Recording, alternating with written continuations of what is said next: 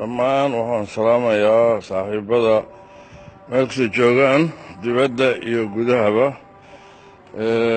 run ahaantiina waxaa weye dad badan baa soo wacaya waxayna weydiinayaan wax shalayto facebooka la geliyey ama waliba lagu qoray Somali National TV dad sheegaya John Morgan oo geeriyooday.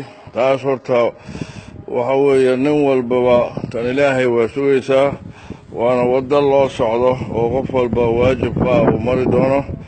ilaahay bayna ku xiran tahay qof walba waqtiga uu dhiman doono iyo waqtiga tiisu gasho. nin walbana camalkiisa ayaa sugaya oo camalka uu la tegi doono aakhiro yaa laga sugayaa.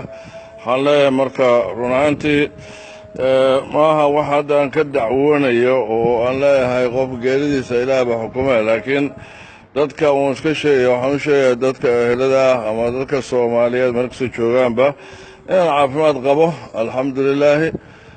waqtiga tan ilaahayna nin walba waqtigiisa la sugi doono. waxaan u sheegaya marka waa idin salaamayaa dadka telefoon igu soo waalay oo meel kasta dibad iyo gudaba.